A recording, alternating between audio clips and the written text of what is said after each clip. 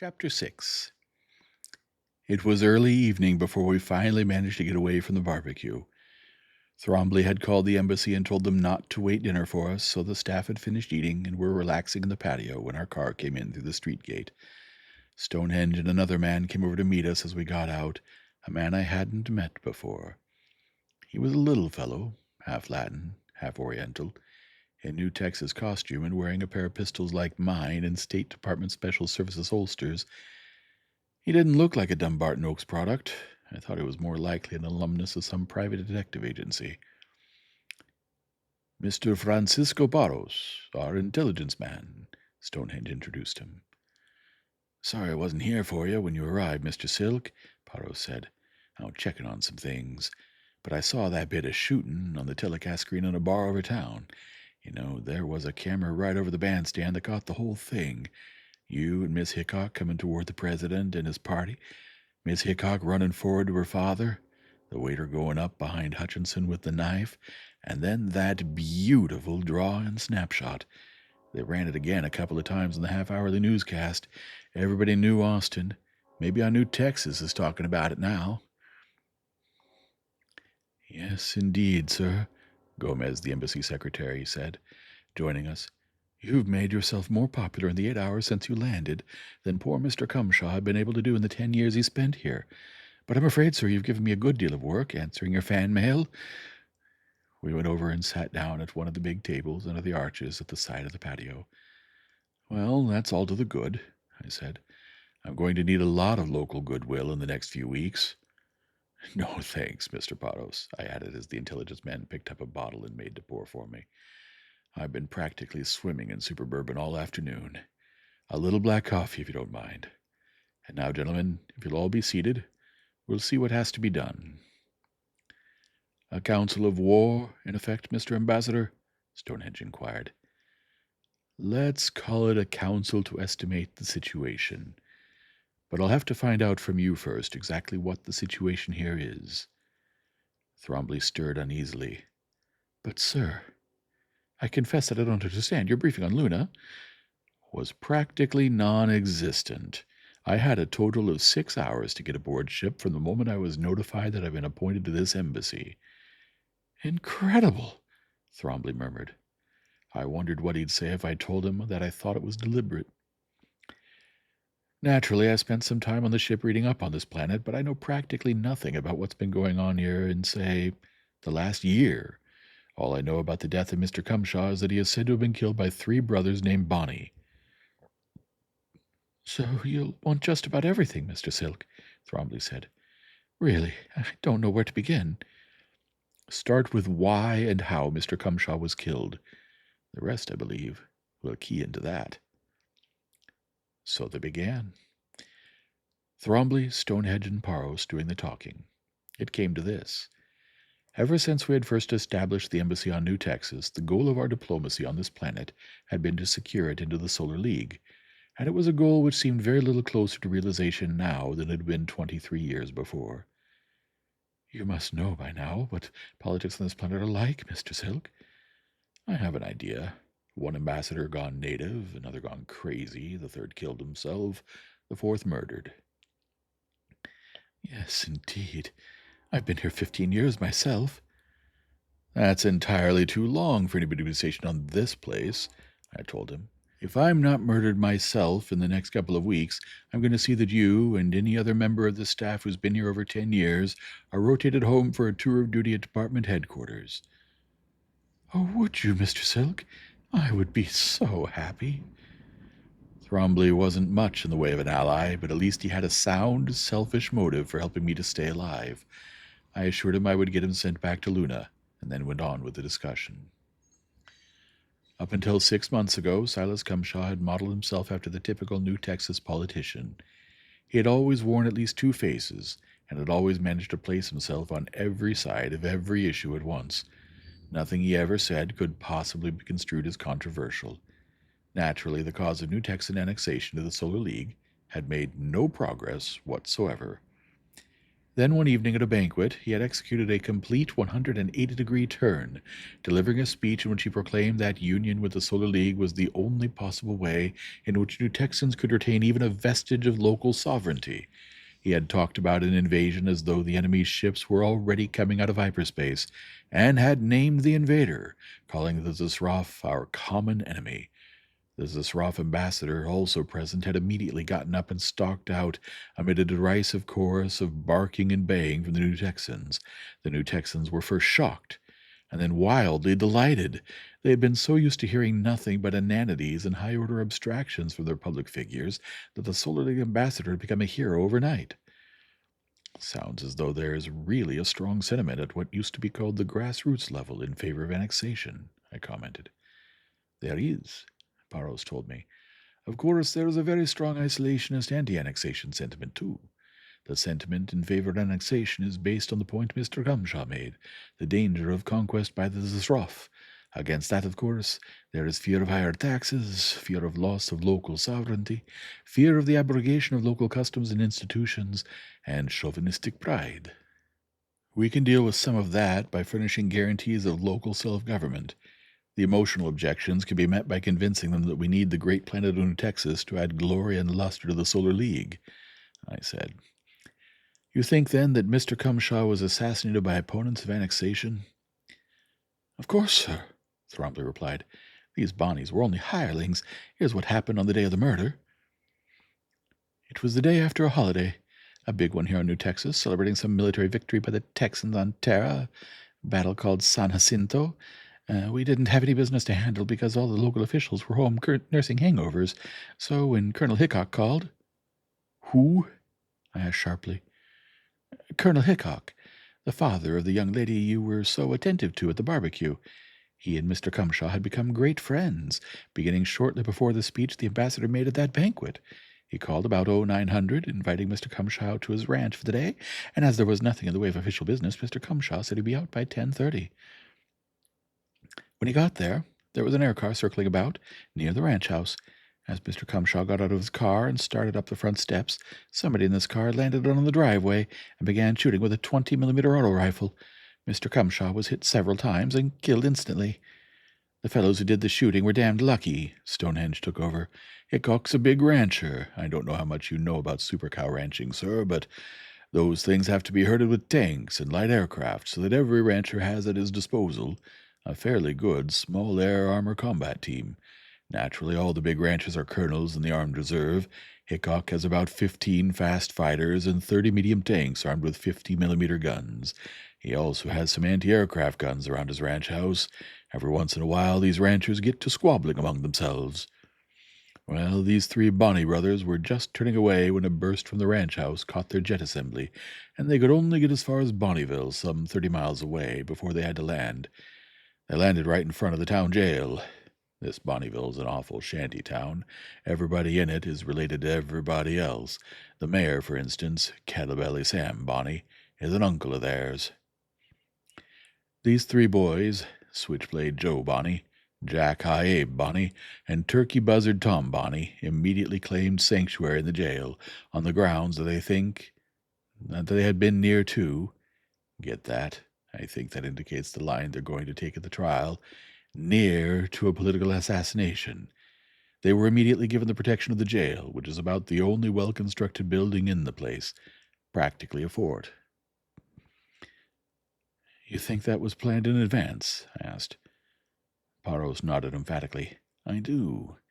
There was a hell of a big gang of these Bonnies out at the jail, almost the entire able-bodied population of the place. As soon as Switchblade and Jack High and Turkey Buzzard landed, they were rushed inside and all the doors barred. About 3 minutes later, the Hickok outfit started coming in, first aircraft and then armor. They gave that town a regular Georgie Patton-style blitzing. Yes, I'm only sorry I wasn't there to see it, Stonehenge put in. They knocked down or burned most of the shanties, and then they went to work on the jail. The aircraft began dumping these fire bombs and stun bombs that they used to stop stupor cow stampedes, and the tank guns began to punch holes in the walls. As soon as Kettlebelly saw what we had on his hands, he radioed a call for ranger protection. Our friend, Captain Nelson, went out to see what the trouble was. Yes, I got the story of that from Nelson. Pottos put in. Much as he hated to do it, he had to protect the Bonnies, and as soon as he'd taken a hand, Hickok had to call off his gang. But he was smart. He grabbed everything relating to the killing, the air car and the 20mm auto rifle in particular, and is keeping them under cover. Very few people know about that, or about the fact that on physical evidence alone he has the killing pin on the Bonnies so well that they'll never get away with the story being merely innocent witnesses. The rest, Mr. Silk, is up to us, Thrombly said.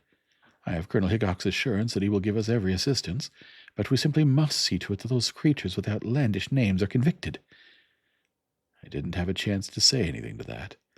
At that moment, one of the servants ushered Captain Nelson toward us. Good evening, Captain, I greeted the ranger. Join us, seeing that you're on foreign soil and consequently not on duty. He sat down with us and poured a drink. I thought you might be interested, he said. We gave that waiter a going over. He wanted to know who put him up to it. He tried to sell us the line that he was a new Texan patriot, trying to kill a tyrant, but we finally got the truth out of him. He was paid 1,000 pesos to do the job by a character they call Snake Eyes Sam Bonney, a cousin of the three who killed Mr. Cumshaw. Nephew of Kettlebelly Sam, Pottos interjected. You pick him up. Nelson shook his head disgustedly. He's out in the high grass somewhere. We're still looking for him. Oh, yes, and I just heard that the trial of Switchblade and Jack High and Turkey Buzzard is scheduled for 3 days from now. You'll be notified in due form tomorrow, but I thought you might like to know in advance. I certainly do, and thank you, Captain. We were just talking about you when you arrived, I mentioned, about the arrest, or rescue, or whatever you call it, of that trio. Yeah, one of the jobs I'm not particularly proud of. Pity Hickok's boys didn't get a hold of them before I got there. It has saved everybody a lot of trouble. Just what impression did you get at the time, Captain? I asked. You think Kettlebelly knew in advance what they were going to do? Sure he did. They had the whole jail fortified. Not like a jail usually is, to keep people from getting out, but like a fort, to keep people from getting in. There were no prisoners inside. I found out that they had all been released that morning. He stopped, seemed to be weighing his words, then continued speaking very slowly. Let me tell you first some things I can't testify to. Couple of things that I figure went wrong with their plans. Let me tell you first some things I can't testify to. Couple of things that I figure went wrong with their plans. One of Colonel Hickok's men was on the porch to greet Mr. Cumshaw, and he recognized the Bonnies. That was lucky, otherwise we might still be looking and wondering who did the shooting, which might not have been good for New Texas. He cocked an eyebrow, and I nodded. The Solar League, in similar cases, had regarded such planetary governments as due for change without notice, and had promptly made the change. Number 2, Captain Nelson continued. That AA shot would hit the air car. I don't think they intended to land at the jail. It was just sort of a reserve hiding hole. But because they'd been hit, they had to land. And they'd been slowed down so much they couldn't dispose of the evidence before the colonel's boys were tapping on the door and asking, couldn't they come in? I gathered the colonel's task force was becoming insistent, I prompted him. The big ranger grinned. Now we're on to things I can testify to. When I got there, what had been the cell block was on fire, and they were trying to defend the mayor's office and the warden's office. These Bonnies gave me the line that they had been witnesses to the killing of Mr. Cumshaw by Colonel Hickok, and that the Hickok outfit was trying to rub them out to keep them from testifying. I just laughed and started to walk out. Finally, they confessed that they had shot Mr. Cumshaw, but they claimed it was right action against political malfeasance. When they did that, I had to take 'em in. They confessed to you before you arrested them? I wanted to be sure of that point. That's right. I'm going to testify to that Monday when the trial is held. And that ain't all. We got their fingerprints off the car, off the gun, off some shells still in the clip. And we have the gun identified to the shells that killed Mr. Cumshaw. We got their confession fully corroborated. I asked him if he'd give Mr. Farros a complete statement of what he'd seen and heard at Bonneville. He was more than willing, and I suggested that they go into Farros' office, where they'd be undisturbed. The ranger and my intelligence man got up and took a bottle of super bourbon with them. As they were leaving, Nelson turned to Hottie, who was still with us. "You'll have to look to your laurels, Hottie," Nelson said. "Your ambassador seems to be making quite a reputation for himself as a gunfighter." "Look," Hottie said, and though he was facing Nelson, I felt he was really talking to Stonehenge. "Before I'd go up against this guy, I'd shoot myself. That way I could be sure I'd get a nice, painless job." After they were gone, I turned to Stonehenge and Thrombly. "This seems to be a carefully prearranged killing." They agreed. Then they knew in advance that Mr. Cumshaw would be on Colonel Hickok's front steps at about 10:30. How did they find that out? Why, I'm sure I don't know," Thrombly said. It was most obvious that the idea had never occurred to him before, and a side glance told me that the thought was new to Stonehenge also. Colonel Hickok called at 0900. Mr. Cumshaw left the embassy in an air car a few minutes later. It took an hour and a half to fly out to the Hickok ranch. "I don't like the implications, Mr. Silk," Stonehenge said. "I can't believe that was how it happened. In the first place, Colonel Hickok isn't that sort of man. He doesn't use his hospitality to trap people to their death. In the second place, he wouldn't have needed to use people like these Bonnies. His own men would do anything for him. In the third place, he's one of the leaders of the annexation movement here, and this was obviously an anti-annexation job. And in the fourth place—" "Hold it," I checked him. "Are you sure he's really on the annexation side?" He opened his mouth to answer me quickly, then closed it, waited a moment, and answered me slowly. "I can guess what you're thinking, Mr. Silk, but remember, when Colonel Hickok came here as our first ambassador, he came here as a man with a mission. He had studied the problem, and he believed in what he came for. He has never changed. Let me emphasize this, sir. We know he has never changed. For our own protection, we've had to check on every real leader of the annexation movement, screening them for crackpots who might do us more harm than good. The colonel is with us all the way. And now, in the fourth place, underlined by what I've just said, the colonel and Mr. Cumshaw were really friends." "Now you're talking," Hottie burst in. "I've knowed A.J. ever since I was a kid, ever since he married old Colonel McDodd's daughter. That just ain't the way A.J. works." "On the other hand, Mr. Ambassador," Thrombly said, keeping his gaze fixed on Hottie's hands and apparently ready to both duck and shut up if Hottie moved a finger, "you'll recall, I think, that Colonel Hickok did do everything in his power to see that these Bonney brothers did not reach court alive. And let me add, he was getting bolder," tilting his chin up a little. "It's a choice as simple as this. Either Colonel Hickok told them, or we have, and this is unbelievable, a traitor in the embassy itself." That statement rocked even Hottie. Even though he was probably no more than one of Natalenko's little men, he still couldn't help knowing how thoroughly we were screened, indoctrinated, and, let's face it, mind-controlled. A traitor among us was unthinkable because we just couldn't think that way. The silence, the sorrow were palpable. Then I remembered, told them, Hickok himself had been a department man. Stonehenge gripped his head between his hands and squeezed as if trying to bring out an idea. "All right, Mr. Ambassador, where are we now? Nobody who knew could have told the Bonnie boys where Mr. Cumshaw would be at 10:30, yet the three men were there waiting for him. You take it from there. I'm just a simple military man, and I'm ready to go back to the simple military life as soon as possible." I turned to Gomez. There could be an obvious explanation. Bring us the official telescreen log. Let's see what calls were made. Maybe Mr. Cumshaw himself said something to someone that gave his destination away. "That won't be necessary," Thrombly told me. "None of the junior clerks were on duty, and I took the only 3 calls that came in myself. First, there was the call from Colonel Hickok. Then the call about the wristwatch. And then a couple of hours later, the call from the Hickok Ranch about Mr. Cumshaw's death. What was the call about the wristwatch? I asked. Oh, that was from the Zasroff embassy, Thrombly said. For some time, Mr. Cumshaw had been trying to get one of the very precise watches which the Zasroff manufacture on their home planet. The Zasroff ambassador called that day to tell him that they had one for him and wanted to know when it was to be delivered. I told them that the ambassador was out and they wanted to know where they could call him, and I had never seen a man look more horror-stricken.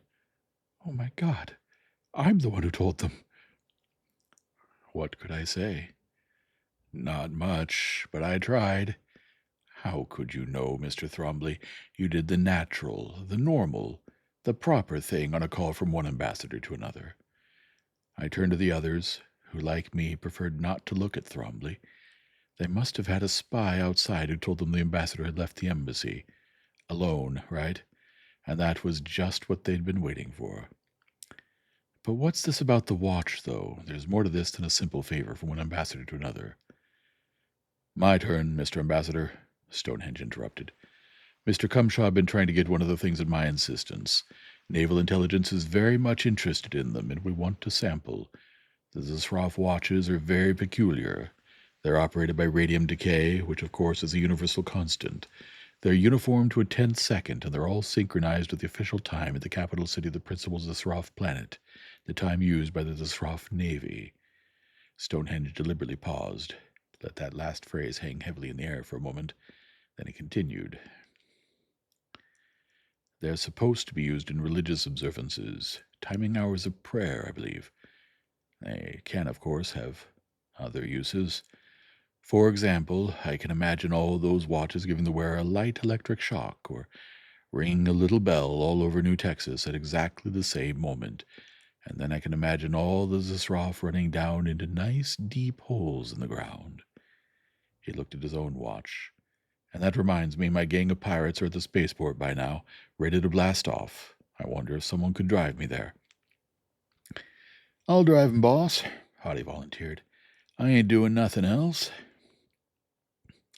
I was wondering how I could possibly break that up, plausibly and without betraying my suspicions, when Paros and Captain Nelson came out and joined us. I have a lot of stuff here, Paros said. Stuff we never seem to have noticed. For instance... I interrupted. Commander Stonehenge is going to the spaceport now, I said. Suppose you ride with him and brief him on what you learned on the way. Then when he's aboard, come back and tell us. Hoddy looked at me for a long 10 seconds. His expression started by being exasperated and ended by betraying grudging admiration. End of chapter 6.